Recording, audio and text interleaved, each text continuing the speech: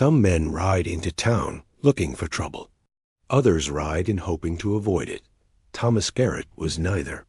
He rode into Copper Springs, Arizona Territory, in the summer of 1902 with nothing but a worn saddle, a horse that had seen better days, and a past he'd spent 5 years trying to forget. What he found there would test every lesson the frontier had taught him about survival, justice, and the thin line between courage and suicide. Copper Springs sat in a valley where the San Pedro River carved through limestone and mesquite, a settlement that had boomed with silver strikes in the 1880s and should have died when the mines played out. But the town clung to life through sheer stubbornness, sustained by cattle ranching and the railroad that passed through twice weekly. By the summer of 1902, Copper Springs had approximately 800 souls. A main street with false-fronted buildings that pretended to be grander than they were, and a problem that made grown men check over their shoulders before speaking. The Ketchum gang owned Copper Springs, not through legal deed or democratic process, but through fear, violence, and the kind of calculated intimidation that turns free citizens into prisoners in their own homes. 12 men, led by a former Confederate officer named Clayton Ketchum, had systematically taken control of everything that mattered. The general store paid them protection money. The bank operated under their supervision. The sheriff wore a badge, but took his orders from Ketchum's second-in-command, a stone-faced killer named Dutch Carver. Even the telegraph office had been compromised, ensuring no messages calling for federal help ever left town. Thomas Garrett knew none of this when his horse limped into town that July afternoon, favoring its left foreleg and desperately needing rest. He'd been riding the Southern Trail from New Mexico Territory, following work opportunities that never quite materialized and staying ahead of memories that followed him like shadows. At 34, Thomas had the weathered look of a man who'd lived hard, but not carelessly. His face carried the kind of lines that come from squinting into too many sunrises, and his hands bore the calluses of someone who'd worked cattle, swung hammers, and done whatever honest labor the frontier demanded. Before you wonder what brought a man like that to a place like Copper Springs, let me ask, where are you watching this from right now? I'm always curious about the places my stories reach, the towns and cities where people still care about what happened in forgotten corners of the Old West. Drop your location in the comments, because knowing my audience helps me understand what stories matter most to you. Thomas led his horse down Main Street, noting the unusual quiet for mid-afternoon. A few people moved along the boardwalks, but they walked with purpose, eyes down, conversations kept to whispers. The saloon stood empty despite the heat that would normally drive men to seek shade and cold beer. Something felt wrong, the way the air feels heavy before a storm breaks. The livery stable sat at the end of town, a weathered structure that looked like it had been standing since before the town had a name. Thomas found the stable master, an older man with a pronounced limp and eyes that had seen too much, checking the hooves of a paint horse. The old man looked up as Thomas entered, and something flickered across his face. Warning, maybe, or pity. "Horse needs rest and feed," Thomas said, running his hand along his mount's neck. "Been pushing too hard.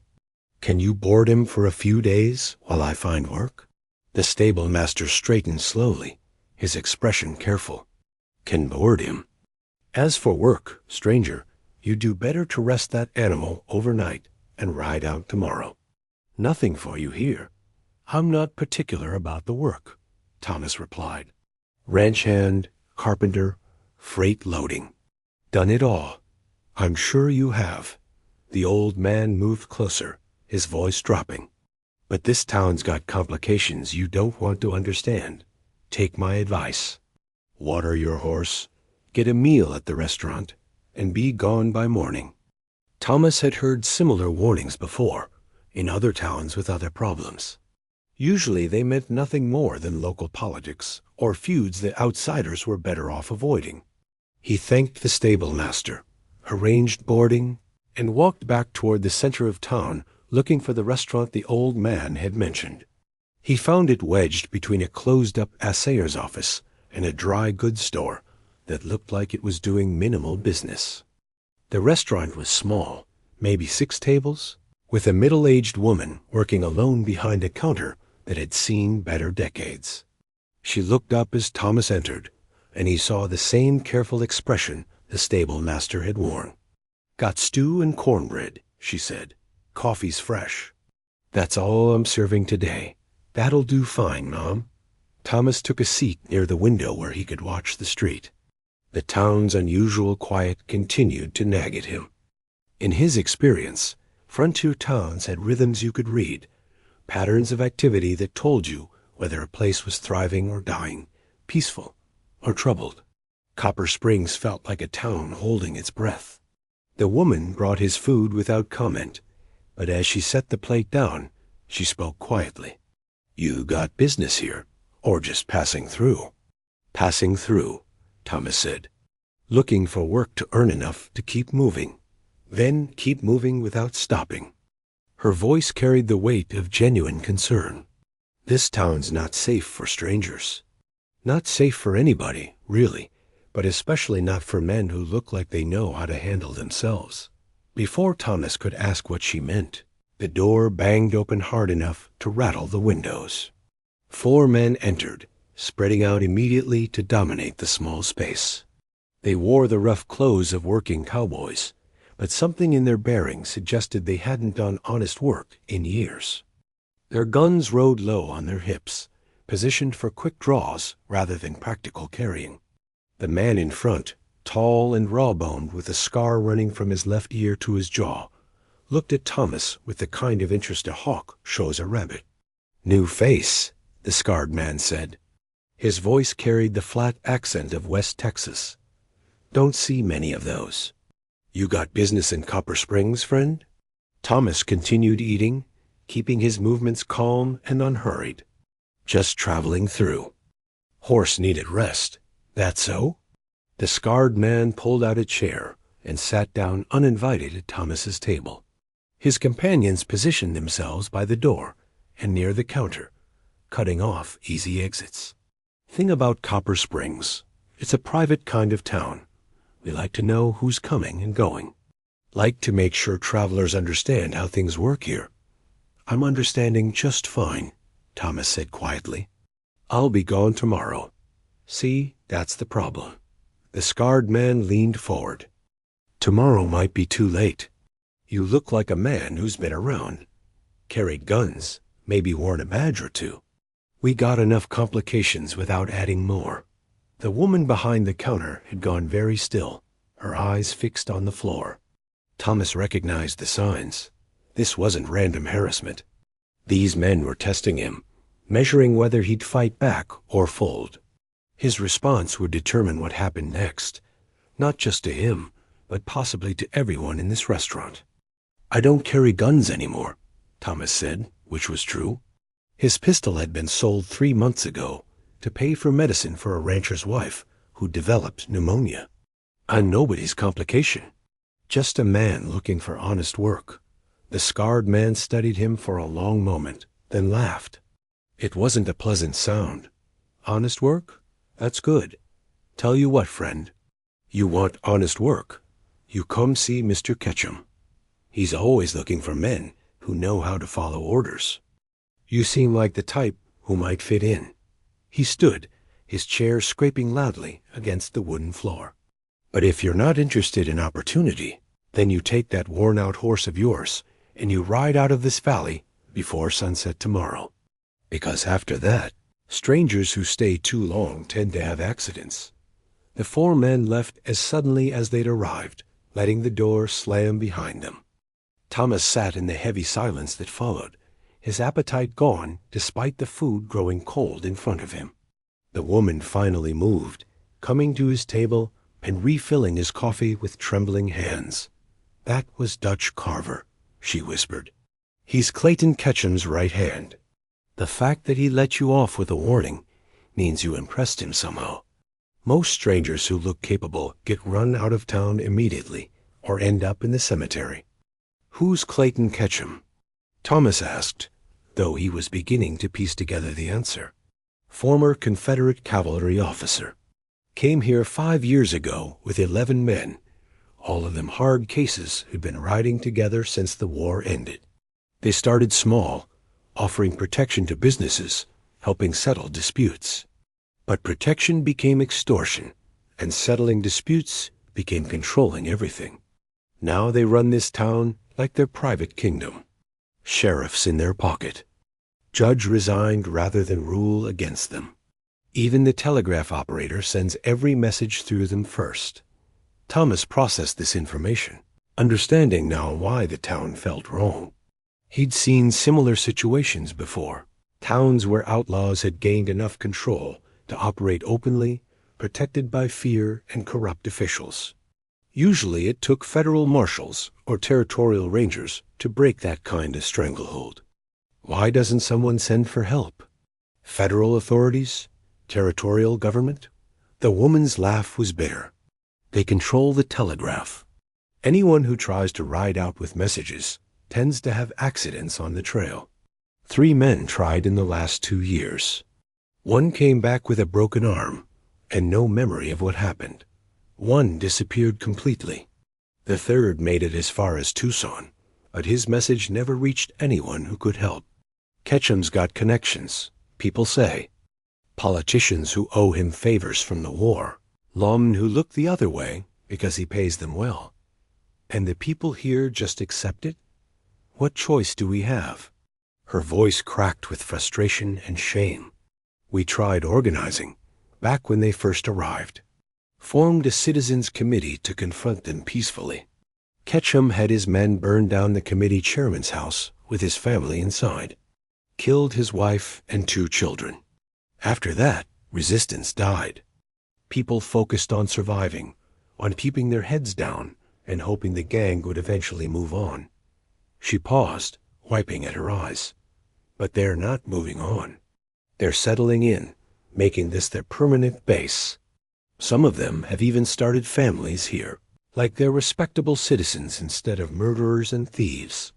Thomas finished his coffee, his mind working through implications and possibilities he didn't want to consider. This wasn't his fight. He'd come to Copper Springs by accident, and the smart play was exactly what everyone kept telling him. Rest his horse, leave at dawn, and let this town sort out its own problems. He'd done that before, ridden past injustice, because stopping to help meant risking everything. The frontier was full of fights that weren't yours, wrongs you couldn't right, and getting involved usually meant dying badly for causes that died with you. But something about the woman's voice, the defeat in her eyes, reminded him of someone else. A different town, a different woman, years ago when he'd made the choice to ride past instead of stopping to help. He still remembered her face, the way she'd looked at him as he rode away, understanding that he'd chosen safety over justice. She'd died 3 days later when the trouble he'd avoided had exploded into violence. He'd read about it in a newspaper 2 weeks down the trail, and the guilt had followed him ever since. "What's your name?" Thomas asked quietly. Sarah Mitchell." She seemed surprised by the question. "Why?" "Because I'd like to know the name of the woman who's trying to save my life." Thomas stood, leaving coins on the table for the meal. "I'll think on what you said, Mrs. Mitchell, about leaving. But I need to understand something first. This gang, they take everything? All the money? All the control?" "Not all. They're smart about it. They let businesses operate, let people keep enough to survive. It's about power more than profit. They want to own this town, to prove they can do whatever they want without consequences." Sarah's expression shifted as she studied his face. "Why are you asking? Please don't tell me you're thinking of doing something stupid. Just trying to understand the situation." Thomas headed for the door, then paused. "That cemetery you mentioned, where is it?" "North edge of town, past the church." "But why?" Thomas left before she could finish the question, stepping back into the afternoon heat that hit like a physical force. He walked slowly up Main Street, using the time to study the town's layout with new eyes. The general store with its barred windows. The bank with fresh boards, covering what looked like bullet holes. The saloon that should have been busy, but sat empty. Every building told a story of intimidation and control. The church was a simple wooden structure with a bell tower that listed slightly to the left. Beyond it, a cemetery spread across a gentle slope dotted with mesquite trees and crude wooden markers.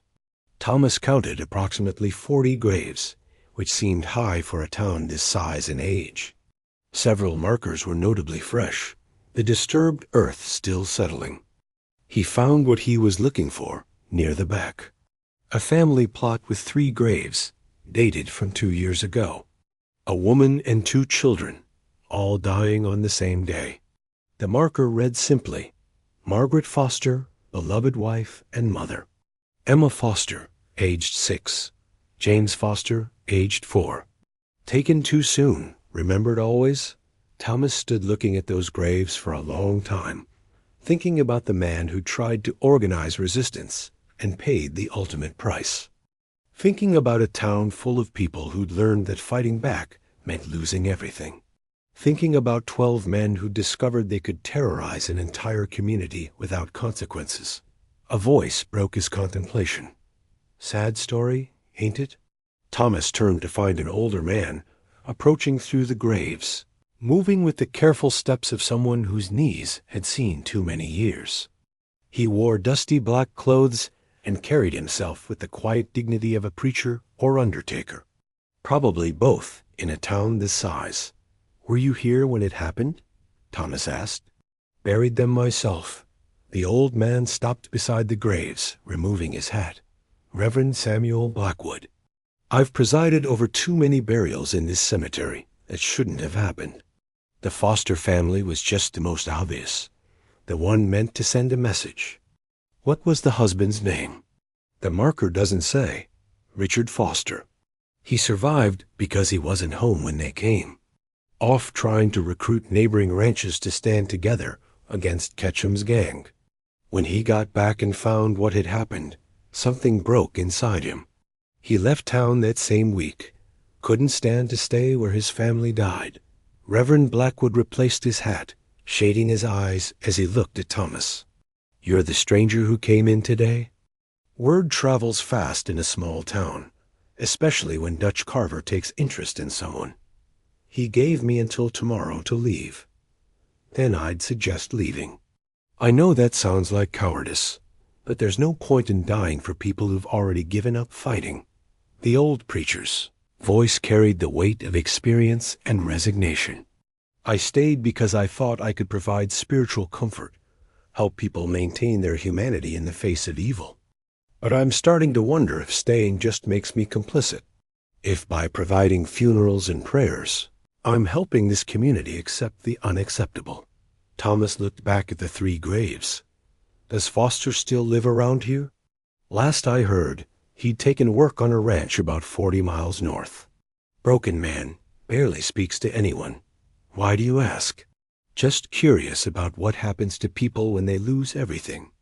Thomas started walking back toward town, but the Reverend's voice stopped him. Whatever you're thinking, don't. This isn't your fight, and you can't win it. 12 armed men who've been riding together for years against one stranger with no gun and no backup. It's not courage, it's suicide. Maybe, Thomas said, but doing nothing is its own kind of death. He spent the rest of the afternoon walking through Copper Springs, memorizing the layout, watching how people moved and where they avoided. The Ketchum gang operated openly, with different members visible throughout town. He counted 8 of them during his walk, which meant 4 were elsewhere, probably at their headquarters, wherever that might be. As evening approached, Thomas returned to the livery stable. The old stable master looked up with surprise, and something that might have been disappointment. Thought you'd have left by now, the old man said. Horse still needs rest. Besides, I got curious about something. That Foster family that died 2 years ago, were there others before them? Other people who resisted and paid for it? The stable master's expression closed down. That's not conversation that's safe to have, stranger. You asking questions like that will get you planted in that cemetery a lot, faster than Dutch carver's warning. I'm not trying to cause trouble. I'm trying to understand why a whole town lives in fear of 12 men. Because 12 men with guns and no conscience can kill 100 unarmed people before anyone can organize a defense. The stable master's voice rose with frustration. Because they've demonstrated they'll target families, children, anyone who stands against them. Because the law's been corrupted, the telegraph's controlled, and anyone who tries to ride for help ends up dead or wishes they had. That answer your questions? Some of them. Thomas leaned against a support beam, watching shadows lengthen across the stable floor. What would it take to break their control? What would have to happen? The old man studied him for a long moment. You're thinking about staying, aren't you? About doing something stupid and heroic that'll get you killed while accomplishing nothing. I'm thinking about a lot of things. But mostly, I'm thinking that sometimes the only way to stop being afraid is to face the thing that scares you. That's fortune cookie wisdom that gets men killed. But despite his harsh words, something in the stable master's posture shifted. If someone was crazy enough to try, they'd need to understand that Ketchum's gang operates on fear and momentum. They've convinced everyone they're untouchable. Break that illusion. Show they can be hurt. And maybe people might find courage they've been hiding for years. And how would someone break that illusion? Start with the money. Ketchum's operation runs on cash flow from extortion and protection payments. He collects every Saturday from every business in town, keeps it in a safe at his headquarters. That's the old Copper Springs Mining Company office on the west edge of town. He's made it his personal fortress. Thomas absorbed this information. How many men guard it? Usually 4 or 5, rotating shifts. But on Friday nights, most of the gang meets there to drink and plan the next week's activities. That's when they're all together, all in one place. The stable master paused. That's also when they're most dangerous. 12 armed men who've killed before and won't hesitate to kill again. What time do they meet? You're really going to do this, aren't you? You're going to get yourself killed for people you don't even know. What time? Thomas repeated. The old man sighed deeply. They start gathering around 8 o'clock. By 9, they're usually all there. They drink and play cards until past midnight most weeks. The building has one main entrance facing the street and a back door leading to an alley. Windows on all sides, but they're usually covered. Anyone else in that part of town? Innocent people who might get hurt? No. That whole block is abandoned mining offices and warehouses. They chose the location specifically because it's isolated. The stable master moved closer, his voice dropping. Look, stranger, I don't even know your name, but I'm telling you this is suicide. Even if you somehow manage to hurt them, to steal their money, or damage their operation, they'd hunt you down and make an example of you that this town would never forget. My name's Thomas Garrett, and I'm not planning on getting caught. Thomas Garrett. The old man tested the name. I'm Henry Bowden. I've been in this town since before it had a name, watched it grow and prosper, and die a little more each year under Ketchum's boot. I'm telling you as someone who's lived through hard times. There's no shame in riding away from a fight you can't win. There's no honor in it either. Thomas straightened. I appreciate the information, Mr. Bowden. Take good care of my horse. If things go wrong tomorrow, he's yours. He deserves a better owner than a fool who can't mind his own business. That night, Thomas rented a room above the general store, paying the nervous proprietor in advance for 3 nights despite planning on using only 1. The room was small and hot, with a single window overlooking Main Street. He sat in the darkness for hours, watching the town settle into an uneasy sleep, seeing lantern light moving through windows as families prepared for another day of living under oppression. Around 9 o'clock, he witnessed what Henry Bowden had described. Men on horseback converged on the west end of town, gathering in what must be the old mining office. Thomas counted them as they arrived. 7, 8, 9, 10, 11, 12. All of Ketchum's gang in one location, confident in their power, secure in the knowledge that no one would dare challenge them. He spent the rest of the night planning something that had almost no chance of success. Every scenario he imagined ended with him dead, the gang intact, and the town learning an even harsher lesson about the consequences of resistance.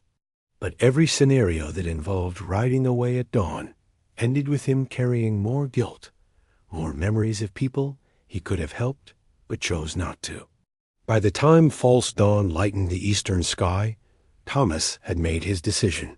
He wasn't going to attack 12 men, steal their money, or try anything that would get innocent people killed in the crossfire. But he was going to do something that might accomplish what weapons couldn't. He was going to expose them, force them to show the town exactly what kind of men they were in a way that couldn't be ignored, couldn't be explained away, couldn't be forgotten. Friday morning arrived with the heat that July in Arizona Territory delivered without mercy.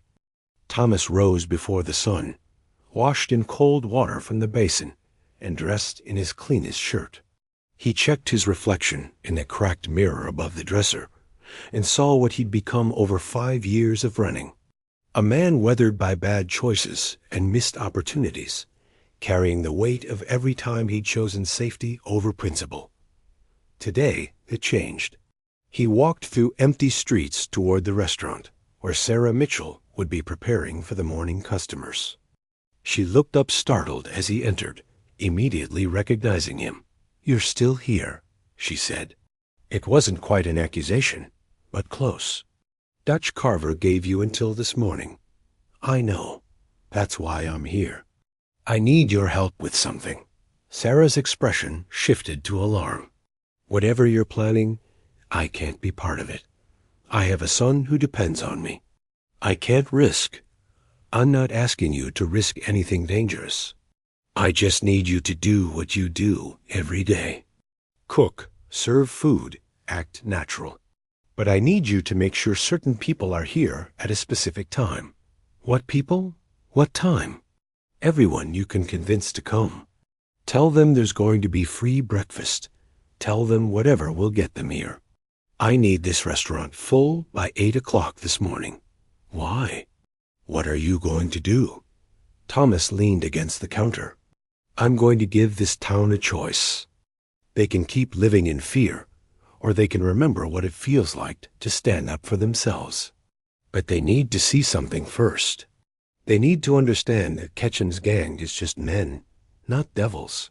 Men who can be challenged. You're going to confront them? Here?" Sarah's voice rose with panic. "They'll kill you and everyone in this building." "No, they won't, because I'm not going to threaten them with violence. I'm going to threaten them with something they can't fight. Truth, witnesses, and consequences they can't shoot their way out of." Thomas pulled out the small amount of money he had left. "This should cover the food. Please, Sarah, I know you don't know me, but I'm asking you to trust that I'm trying to help." She stared at the money, at his face, searching for something she could believe in. Finally, she nodded slowly. "I must be as crazy as you are. 8 o'clock, you said? 8 o'clock? And Sarah? Make sure there are children here, families. The more innocent people present, the better this works. Now I know you're crazy." But she was already moving toward her kitchen, planning meals and calculating how many people she could feed. "This better not get us all killed, Thomas Garrett. If it does, I'll apologize from hell." He left the restaurant and spent the next hour walking through Copper Springs, stopping to talk quietly with people he'd identified as potential allies. The blacksmith who worked with his jaw permanently clenched in anger. The schoolteacher who'd been forced to teach her students that standing up to bullies was dangerous. The dry goods merchant whose daughter had been harassed by gang members until she'd fled to relatives in New Mexico. To each of them, Thomas delivered the same message. Be at Sarah Mitchell's restaurant at 8 o'clock. Bring your families. Something's going to happen that you need to witness. Most looked at him like he'd lost his mind. A few refused outright, but some, tired of living in fear and desperate for any change, agreed to come. By 7:30, Thomas had commitments from approximately 20 people. It wasn't many, but it would have to be enough. He returned to the livery stable to check on his horse and found Henry Bowden already at work, mucking stalls despite the early hour.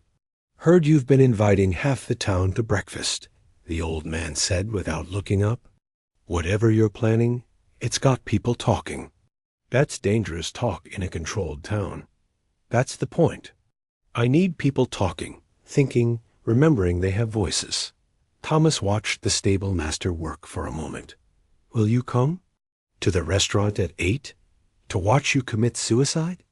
I'm old, Thomas, but not old enough to enjoy watching a decent man throw his life away. Then come to watch the alternative. Come to see what happens when someone refuses to accept that evil is unstoppable. Thomas moved toward the stable entrance.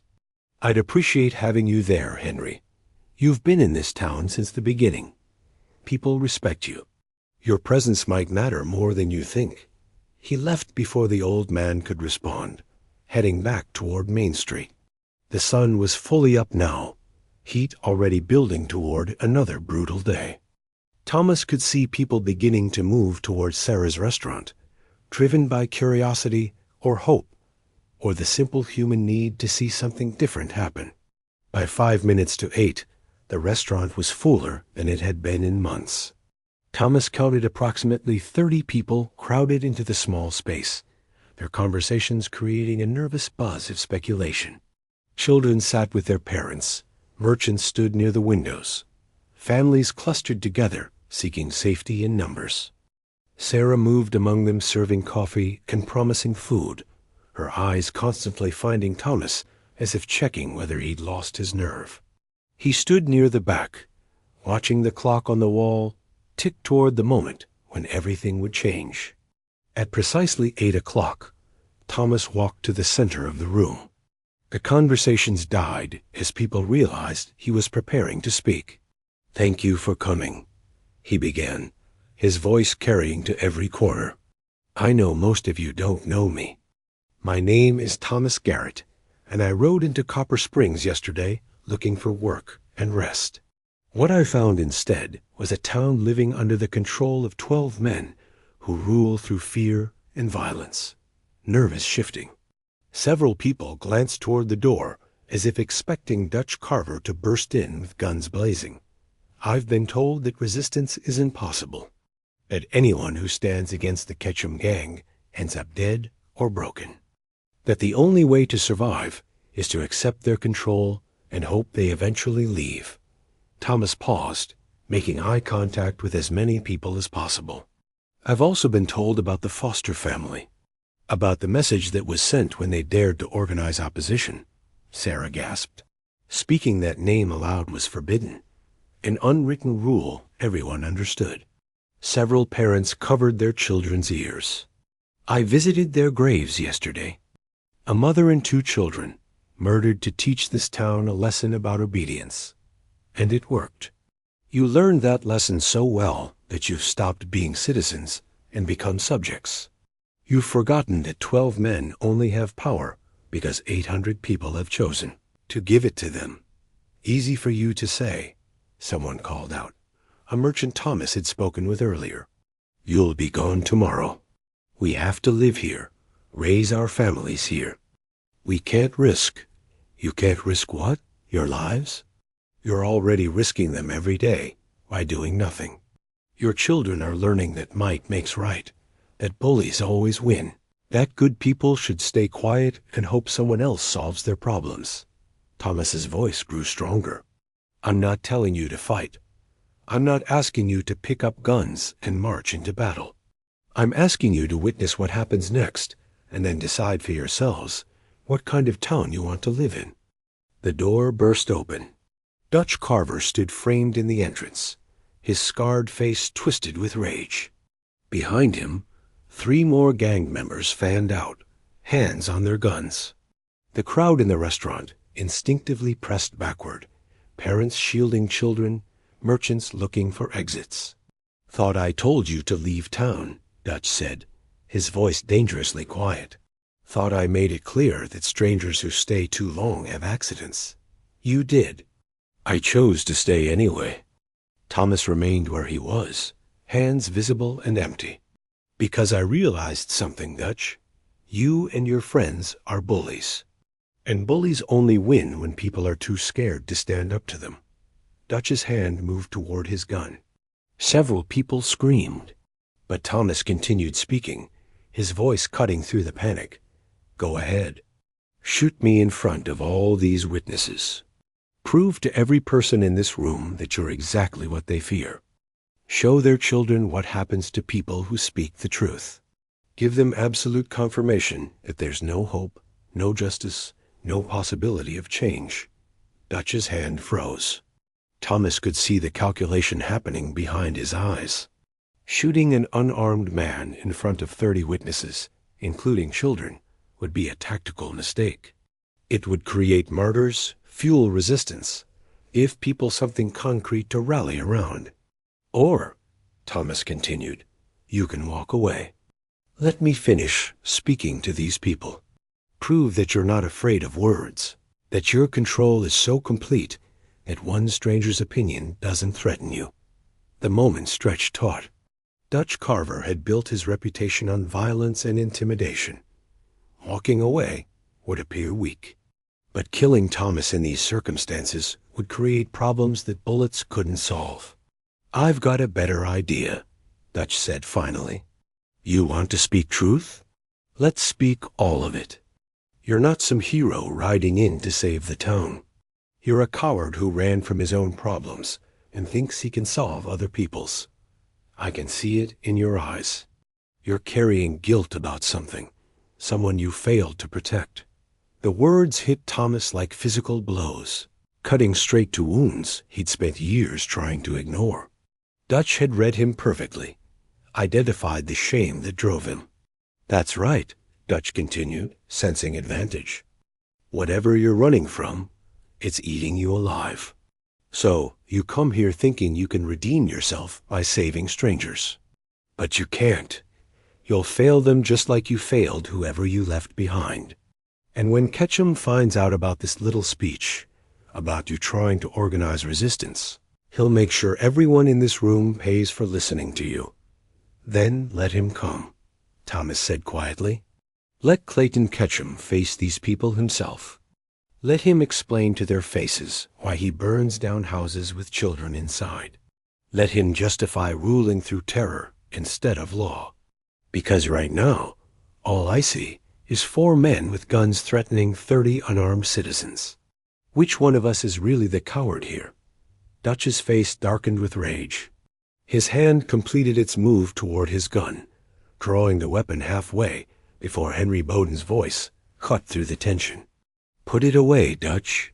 The old stable master pushed through the crowd, moving to stand beside Thomas.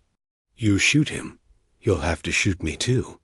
And then you'll have to shoot everyone else who saw it happen. That's a lot of witnesses for even Ketchum to silence. Stay out of this, old man," Dutch warned.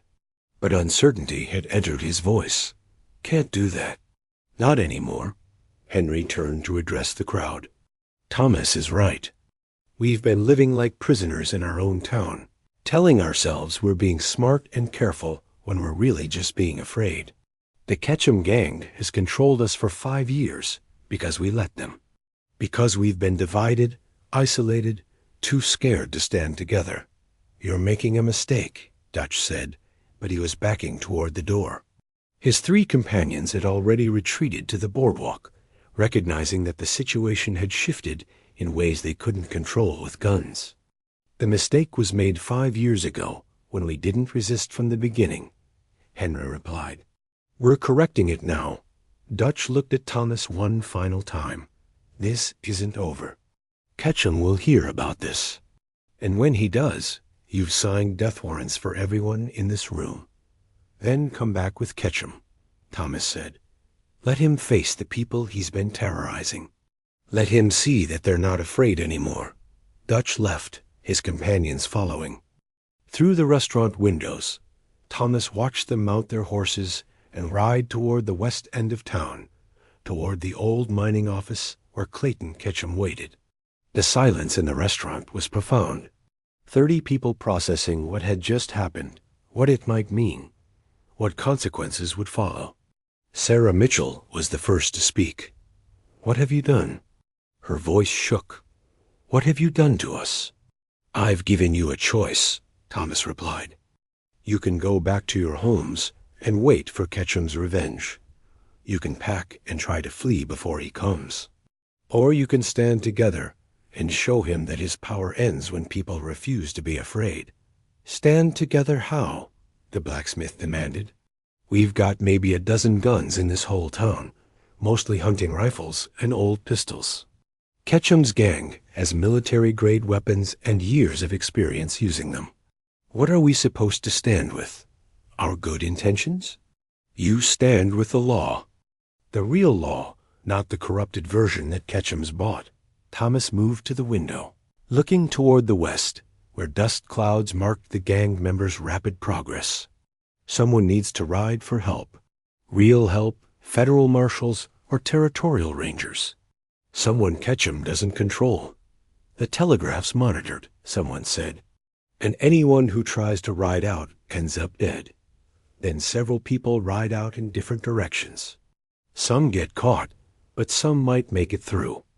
And while they're riding, the rest of us prepare to defend this town until help arrives. Defend it with what? Sarah asked.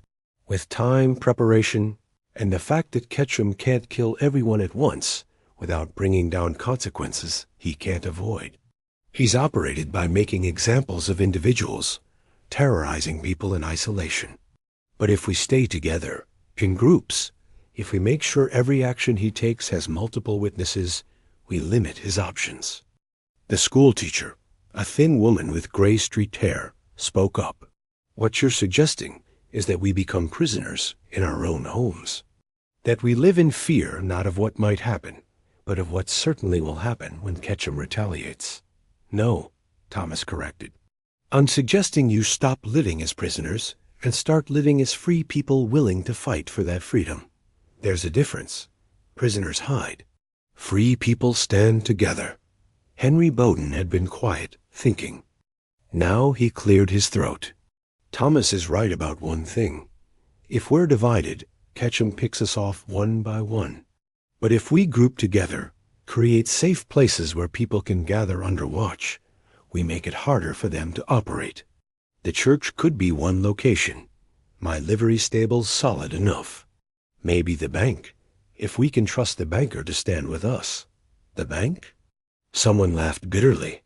Fielding pays more protection money than anyone. He'll never risk his business. Then we don't need him. We use buildings we control. Henry was warming to the idea. We organize watches, make sure no one's alone. We document everything they do, every threat, every act of violence. Create a record that can be presented to authorities when help finally arrives. If help arrives, Sarah said, if whoever rides out doesn't get killed before reaching someone who'll listen, someone will make it, Thomas said with more confidence than he felt. And until then, we survive. Together. The discussion continued for another hour, fear gradually giving way to desperate hope. Plans formed, responsibilities assigned. The merchant agreed to organize supply distribution. The schoolteacher would coordinate communication between groups. Henry would oversee security. Sarah would manage the church as a central gathering point for families. Thomas watched it all unfold, seeing something precious being born. Not a revolution, but something more fundamental. A community, remembering it was a community, that strength came from unity rather than isolation. Around 10 o'clock, riders appeared on Main Street.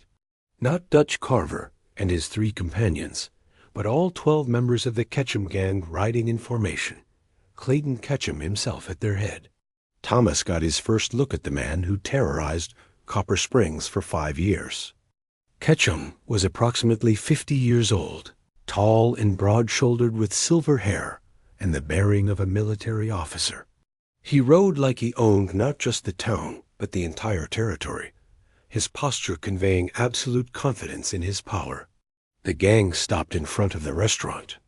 Ketchum dismounted with casual grace and pushed through the door.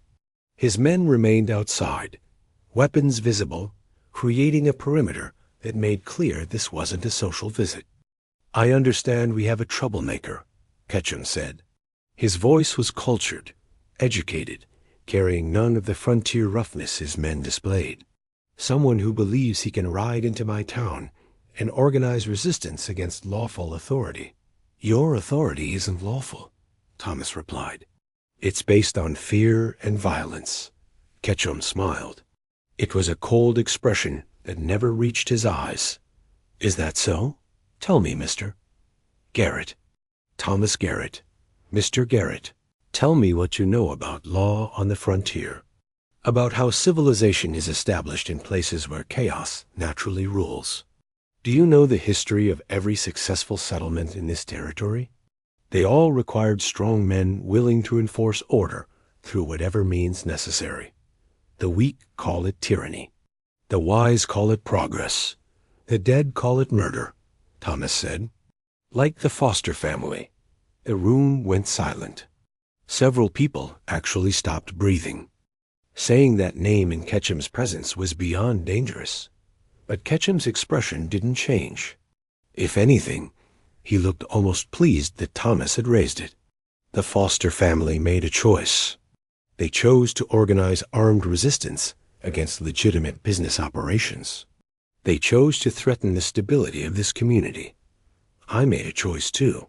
I chose to demonstrate that such behavior carries consequences. "You burned their house down with a woman and 2 children inside," Thomas said. "What stability requires murdering children?" "The stability that prevents larger bloodshed." Ketchum moved closer, his presence filling the small space. "Would you prefer what happened in other towns, where resistance movements led to street battles, innocent bystanders caught in crossfire, families torn apart by prolonged conflict? I ended that possibility here with one decisive action. Harsh, yes, but effective? This town has known peace since that day." "Peace?" Henry Bowden's voice shook with anger. "You call this peace? People living in terror, businesses extorted, voices silenced? That's not peace. That's occupation." Ketchum turned his attention to the old stable master. "Henry, I'm disappointed. I've always considered you a voice of reason. Don't tell me this stranger has corrupted your thinking. He's reminded me of something I forgot, that there's a difference between surviving and living. Philosophical distinctions won't protect you when this all falls apart." Ketchum looked around the restaurant at the frightened faces. "And it will fall apart because Mr. Garrett has made promises he can't keep. He's convinced you that standing together will somehow overcome superior firepower and organization. He's wrong. And when his foolish plan collapses, everyone who followed him will pay the price." "Then prove it," Thomas said. "Show everyone here what that price looks like. Kill me right now in front of all these witnesses. Demonstrate the peace and stability you've brought to Copper Springs." Ketchum studied him with something that might have been respect. "You're trying to force my hand. Make me look weak if I don't act, or tyrannical if I do. It's actually clever, in a suicidal sort of way." He paused. "But you've miscalculated. I don't need to kill you here in front of witnesses. I just need to wait. Eventually, you'll be alone. Eventually, these people will go back to their homes and their lives. And when that happens, when the solidarity you're building crumbles under the reality of daily survival, that's when you'll discover what consequences really mean." He turned to address the crowd. "I'm offering one chance for this to end peacefully. Mr. Garrett leaves town immediately. The rest of you go back to your businesses and families. We forget this incident happened and continue our productive partnership." "Partnership?" The merchant who'd spoken earlier found his voice.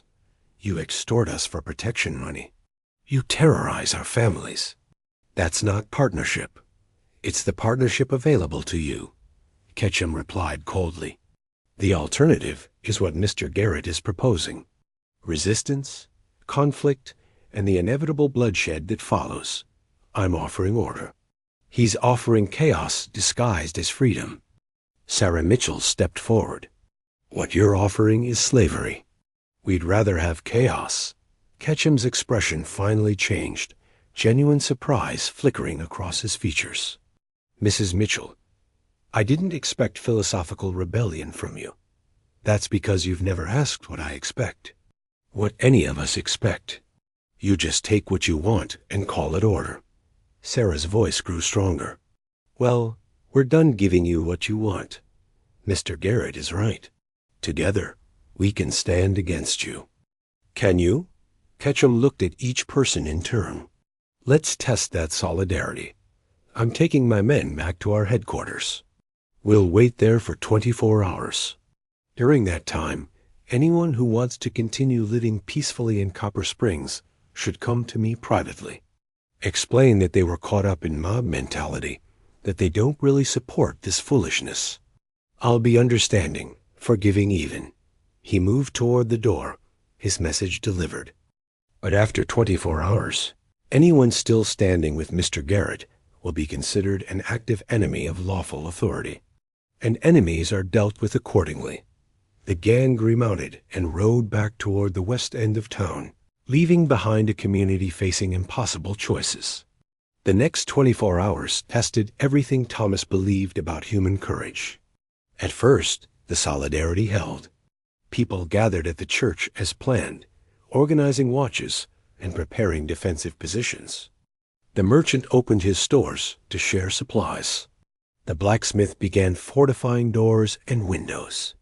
Children were kept close, families stayed together, and hope burned like a fragile flame against gathering darkness. But as hours passed and the reality of their situation settled in, that flame began to flicker. The banker was the first to break, quietly leaving town before sunset with his family and most valuable possessions. 2 merchant families followed shortly after, willing to abandon their businesses rather than face Ketchum's wrath. By midnight, 3 more families had slipped away into the darkness, heading for relatives in other towns or just riding toward anywhere that seemed safer than Copper Springs. Thomas watched them go from the church steps, understanding their fear, but mourning each departure as a small death of possibility. Sarah stood beside him, her own face showing the strain of choosing to stay. My son keeps asking why we can't just leave, she said quietly. He's 12. Old enough to understand danger, but not old enough to understand principles. How do I explain that sometimes you have to stand for something, even when standing means risking everything? You tell him the truth. That running feels safer, but leaving problems unsolved just means someone else will face them later. Maybe him, when he's older and regretting that his mother didn't teach him about courage. That's harsh wisdom for a child. The frontier doesn't offer soft wisdom. Thomas looked at the approximately 40 people remaining in and around the church. Less than half who'd started. Do you regret staying? Sarah was quiet for a long moment. Ask me that tomorrow when we see if we're still alive. Morning came with unexpected quiet. No attack during the night, no harassment, no shots fired. Ketchum's 24-hour deadline approached with the gang nowhere in sight. The people remaining in resistance began to wonder if perhaps their solidarity had worked. If the show of unity had convinced Ketchum that controlling Copper Springs was no longer worth the effort. Thomas knew better. He'd seen how men like Ketchum operated. The quiet was strategy, allowing fear to do its work, letting people imagine increasingly terrible consequences until their own minds became weapons against them. At exactly noon, riders appeared. Not Ketchum's gang, but 3 strangers wearing badges. Federal marshals, responding to messages that someone had somehow gotten through. Relief flooded through the remaining resistors. Help had arrived. the law would intervene. Everything would be fine. But Thomas felt ice in his stomach as he watched the marshals ride straight past the church toward the west end of town, toward Ketchum's headquarters. "They're going to the wrong place," Henry said, starting to move toward his horse. Thomas grabbed his arm. "No, they're going exactly where Ketchum wanted them to go. This is a setup." Within the hour, the truth became clear. The three marshals rode back through town with Clayton Ketchum beside them. All four men looking cordial, almost friendly. They stopped in front of the church where the remaining resistors had gathered. The lead marshal, a thick-set man with steel-gray hair, dismounted and addressed the crowd. "I'm Marshal William Thornton, assigned to this territory by the Department of Justice. I've received complaints about unrest in Copper Springs, and I'm here to restore order." "Then arrest Clayton Ketchum," someone shouted from the crowd. "He's been terrorizing this town for 5 years." "I've investigated those claims," Marshal Thornton replied. "Mr. Ketchum has provided substantial evidence that his security company operates legally under territorial law. He has contracts with local businesses, properly filed paperwork, and legitimate grievances against certain parties who've been organizing violent resistance." The words hit like physical blows. Ketchum had corrupted federal law enforcement the same way he'd corrupted local authority. "He murders families," Sarah called out. "He burned down the foster house with children inside. I have testimony from multiple witnesses that the foster fire was accidental," Marshal Thornton said. "Started by a lamp knocked over during a domestic dispute. There's no evidence linking Mr. Ketchum or his employees to any criminal activity." "Of course there's no evidence," Thomas said loudly. "He controls the telegraph, threatens anyone who might testify, and has the money to buy whatever testimony he needs. You're not here to investigate. You're here to legitimize his control." Marshal Thornton's expression hardened. "And who are you?" "Thomas Garrett. Just a man who asked questions you should have asked yourself. Mr. Garrett, I have reports that you've been organizing armed resistance against legitimate business operations, that you've been making threats and attempting to destabilize civic order. Those are serious charges that could land you in federal prison. So that was the play. Ketchum couldn't kill Thomas without creating the martyr he'd avoided in the restaurant. But he could use corrupted federal authority to have him arrested, removed from town, and discredited. With Thomas gone, the resistance would collapse. I've made no threats. I've organized no violence. I've simply suggested that people don't have to live in fear. That's not how Mr. Ketchum describes it, and I'm inclined to trust his version. He's a respected businessman with Confederate military credentials and connections throughout the territorial government. You're a drifter with no credentials and no reason for being here except to cause trouble." The crowd stirred, anger building, but Thomas raised his hand for calm. Giving Thornton an excuse to call their gathering a riot would only make things worse. "Marshal, I'm asking you to do your job properly. Question people privately where they're not afraid of retaliation. Look at the actual evidence instead of the manufactured testimony Ketchum provides. Give this town the justice it deserves. I've done my job. And my conclusion is that you need to leave Copper Springs immediately. If you're not out of town by sunset, I'll arrest you for disturbing the peace and inciting violence." Thornton remounted his horse. "As for the rest of you, I suggest you return to your homes and businesses. Mr. Ketchum has assured me he bears no grudges against those misled by outside agitators. Accept his generous offer and move forward peacefully." The marshals rode out of town with Ketchum watching from a distance, his expression showing satisfaction. He'd won without firing a shot, using the law itself as his weapon. The resistance crumbled quickly after that. Families drifted away, returning to homes and the familiar oppression that at least didn't include immediate danger. By mid-afternoon, fewer than a dozen people remained at the church. Sarah, Henry the blacksmith, the schoolteacher, and a handful of others who were either too stubborn or too committed to abandon the fight. "What now?" Henry asked Thomas. "We've lost. Ketchum's bought federal protection. Anyone who stands against him will be arrested or worse. Now I fulfill my part," Thomas said quietly. "I leave town as ordered, taking the blame and the target off everyone else. You all go back to surviving however you can." "That's it?" Sarah's voice cracked. "You give us one day of hope, and then ride away when things get hard? What was the point of any of this?" "The point was showing you that resistance is possible, that 12 men can be challenged. The fact that we lost this round doesn't mean the war is over. It means you learned what you're fighting against and what it will take to win." "Empty words from a man heading for the horizon," the blacksmith said bitterly. Thomas couldn't argue. He'd promised change and delivered failure. The guilt he'd been running from found him again, reminding him that good intentions without results were just another form of cowardice. He walked to the livery stable to collect his horse. With the sun descending toward the deadline Marshal Thornton had set, Henry followed, his silence heavier than any accusation. "I'm sorry," Thomas finally said. "I thought I could make a difference. I was wrong." "Maybe you weren't wrong. Maybe you just weren't enough." Henry pulled Thomas's horse from its stall. The animal looked rested, ready for the trail. "Where will you go?" "Away. Anywhere that's not here." "Running again?" "Yeah." Thomas took the reins, unable to meet the old man's eyes. "Running again." He was saddling the horse when shots rang out from Main Street, multiple weapons firing in what sounded like a coordinated attack. Thomas and Henry rushed to the stable entrance and saw smoke rising from the church. "No," Henry whispered. "Oh, God, no."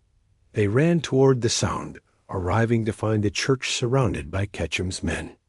The building wasn't burning yet, but several gang members held torches while others aimed rifles at the doors and windows.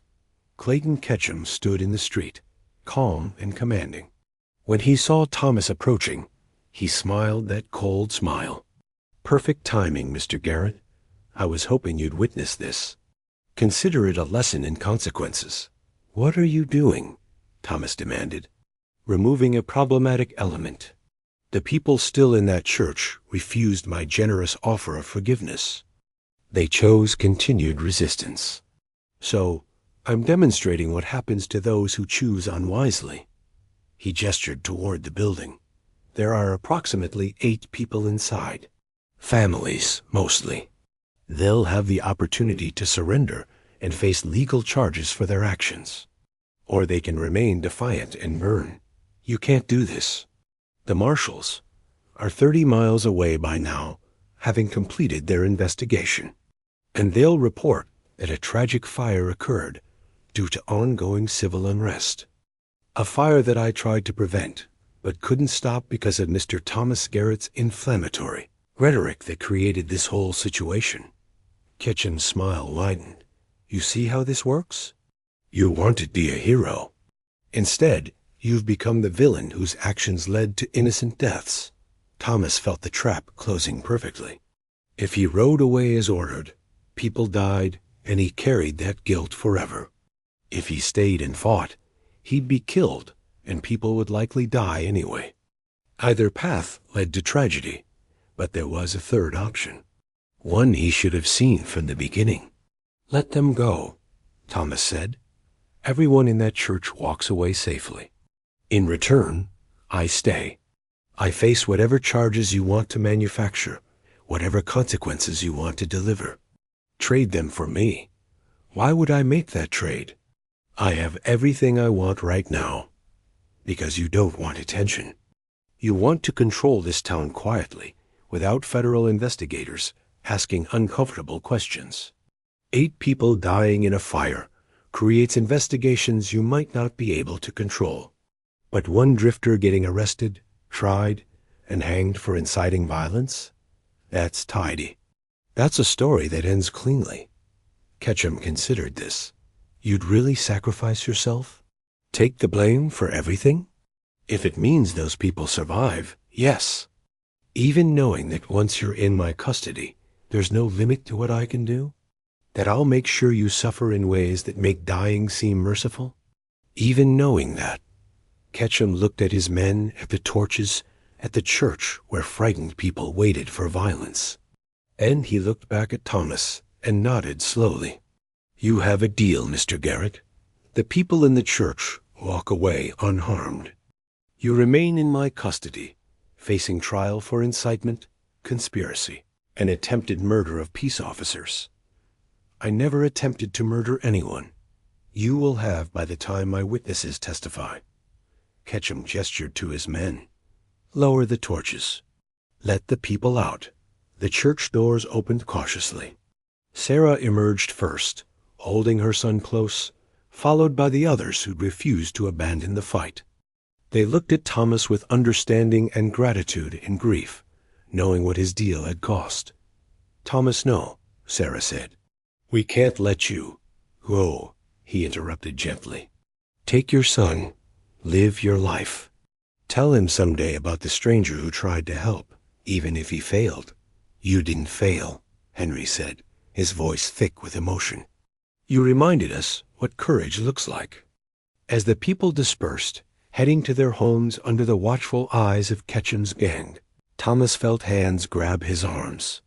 He didn't resist as they bound his wrists and marched him toward the old mining office that served as their headquarters. The cell they threw him in was small, dark, and hot. Through the barred window, Thomas could see sunset painting the Arizona sky in shades of red and gold, beautiful and indifferent to human suffering. He'd come to Copper Springs by accident and stayed by choice. He'd tried to help and failed. The story would end with him hanged or shot, his body disposed of quietly, and the town continuing under Ketchum's control. No glory, no redemption, just another fool who'd thought one man could make a difference against impossible odds. But as Thomas sat in that cell, waiting for whatever came next, he found something unexpected. Not peace exactly, but the absence of the guilt that had followed him for 5 years. He'd finally stopped running. He'd finally stood for something, even if standing meant falling. Maybe that was enough. 3 days passed in that cell. They gave him water, but little food. No one came to gloat or threaten. Ketchum knew that isolation and uncertainty were their own forms of torture, more effective than physical punishment. On the 4th day, the door opened. But instead of Ketchum or his men, Thomas found himself facing someone unexpected. The territorial governor himself, accompanied by a contingent of actual federal marshals and a company of cavalry soldiers. Mr. Garrett, the governor said, I apologize for the delay in reaching you. It took time to assemble a force large enough to guarantee success. Thomas struggled to understand. I don't know what. The messages got through. All of them. Every single person who rode out from Copper Springs with stories about corruption and violence reached someone who listened. The merchant reached his brother in the territorial legislature. The schoolteacher reached a newspaper editor in Tucson. Sarah Mitchell's son rode day and night to reach my office directly, carrying a letter his mother had written detailing everything. I thought the telegraphs were controlled. They were. That's why your allies used other methods. Slower, but more reliable. And once we understood the scope of what was happening here, we assembled overwhelming force to end it. Clayton Ketchum and his entire gang are under arrest. The corrupt marshals who aided them are being investigated. This town will be free by sunset. Thomas sat heavily on the cell cot, processing information that rewrote everything he'd believed. The people in the church, Sarah, Henry, the others. Are they safe? Completely safe. Ketchum attempted no further action after your imprisonment. Your sacrifice bought the time we needed to arrive. I didn't sacrifice anything. I failed. No, Mr. Garrett. You succeeded in ways you couldn't see. Sometimes courage isn't about winning immediately. It's about standing long enough for reinforcements to arrive. You gave this town something it had lost, the will to fight back. and that will was enough to save it. By evening, Copper Springs had transformed. Ketchum and his men were in chains, loaded onto wagons for transport to Territorial Prison. The townspeople emerged from their homes cautiously at first, then with growing confidence as they realized the nightmare had ended. Thomas stood on Main Street, watching families celebrate, businesses reopen, children play without fear. Sarah approached with her son, her eyes bright with tears. "Thank you," she said simply, "for everything. I nearly got you all killed. You showed us we didn't have to die quietly. That matters more than you know." Henry Bowden joined them, his limp seeming less pronounced. "Stay, Thomas. This town could use a man like you. Sheriff's position is open. Seems like you'd be good at it." Thomas looked at the town, at the people, at the life that could be his if he chose to stop running. For the first time in 5 years, the guilt that had driven him felt lighter, manageable, like something he could learn to carry instead of being crushed beneath. "Maybe," he said, "maybe I will stay." Copper Springs rebuilt itself over the following months. Thomas did accept the sheriff's position, bringing law back to a place that had forgotten what real justice looked like. The town prospered. Families grew. Children learned in schools that resistance to tyranny was possible, that courage could be taught, that one person standing up could inspire others to do the same. Years later, people still told the story of the stranger who faced 12 outlaws and took back an entire county. They embellished it, adding gunfights that never happened and heroic speeches that were cleaner than anything actually said. But the core truth remained. Sometimes courage isn't about winning. It's about standing when standing seems impossible. It's about giving others time to find their own strength. It's about refusing to accept that evil is unstoppable, even when all evidence suggests otherwise. Thomas Garrett had ridden into Copper Springs, looking for rest, and found purpose instead. He'd stayed when wisdom said to run. He'd stood when standing meant sacrificing everything. And in doing so, he discovered that redemption isn't about erasing past failures. It's about refusing to repeat them. If this story moved you, if it reminded you that ordinary people can accomplish extraordinary things when they refuse to accept injustice, then hit that subscribe button and join our community. Share this video with someone who needs to hear that courage still matters, that standing up for what's right never goes out of style. Drop a like if you believe that the stories of the Old West still have lessons for today. And leave a comment telling me which story you'd like to hear next, because your support keeps these tales alive for another generation. Until next time, remember that heroes aren't born. They're ordinary people who make extraordinary choices when the moment demands it.